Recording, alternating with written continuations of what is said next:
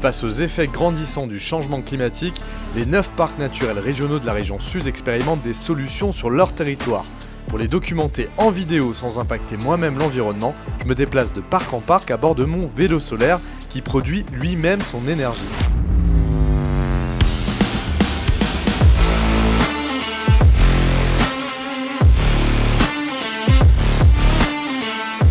Salut! Pour mon troisième tournage, j'ai 150 km à parcourir et pas mal de dénivelé entre le parc naturel régional des Baronnies provençales et celui du Queyras. Situé au cœur des Alpes, le Queyras c'est justement le parc naturel régional le plus haut de France. Or, en montagne, le réchauffement climatique est en moyenne 2 fois plus rapide. Ça veut dire qu'il est essentiel d'en mesurer les effets, mais aussi d'inventer de nouveaux modèles moins impactants. C'est le cas du refuge du Viso, situé au cœur de la réserve naturelle nationale. Ici en montagne, le réchauffement climatique est 2 fois plus important qu'en plaine, 2 fois plus rapide. Durant ces 30 dernières années, ce qu'on constate, c'est une montée en altitude de la limite végétative, un recul glaciaire très important et un nombre de chutes de pierres de plus en plus significatif en haute montagne. Ici, nous nous trouvons dans le village de Ristola, l'une des communes du parc naturel régional du Queyras. C'est une commune qui est encore assez agricole et qui est surtout très sauvage, avec peu d'habitants pour une très grande superficie.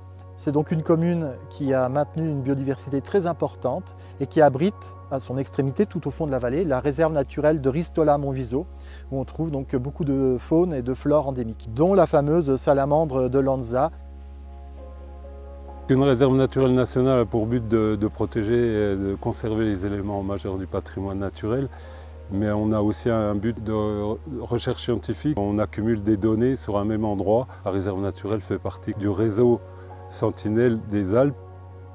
Donc on a mis en œuvre un observatoire qu'on appelle l'observatoire hors-champ, qui est en fait un observatoire sur les changements d'habitats agro-pastoraux qu'on retrouve derrière nous. C'est un transect qui fait 1000 mètres d'altitude, où on retrouve des placettes tous les 200 mètres d'altitude pour voir comment la flore va évoluer par rapport à ces changements climatiques. Les efforts d'inventaire, qui sont un travail important des réserves naturelles, nous conduisent à bien connaître les communautés animales et végétales. Chaque année, on progresse sur la connaissance en confiant des études à des spécialistes. Cette année, par exemple, c'est une étude sur les insectes aquatiques. Quand on parle de biodiversité, on est obligé de parler d'insectes puisque les insectes c'est 40 000 espèces en France. Pour comparaison, les oiseaux c'est à peu près 500 espèces. Je capture ces adultes de trichoptères pour pouvoir ensuite les déterminer au laboratoire. Il faut trouver les bons marqueurs. On sait qu'il y a des espèces qui sont particulièrement sensibles à l'évolution de la température de leur milieu. Donc on va suivre ces populations. Effectivement, en venant régulièrement, en réalisant des suivis sur plusieurs années, on va avoir une idée de l'évolution de la population et donc forcément des effets du changement climatique sur ces invertébrés aquatiques et donc sur le milieu en général.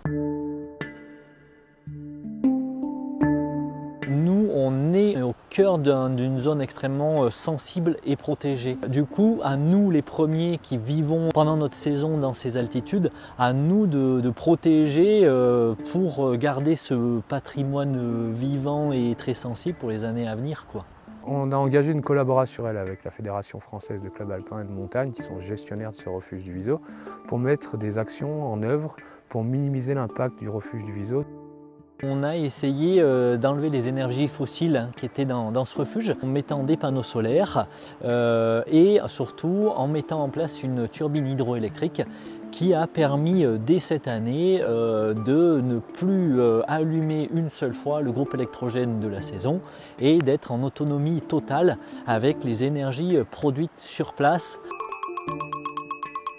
Je travaille aussi énormément sur l'alimentation en me fournissant essentiellement localement et bio, et je travaille également sur la réduction des déchets en prenant du vrac et du local qui me permet effectivement de redescendre beaucoup moins de déchets en vallée.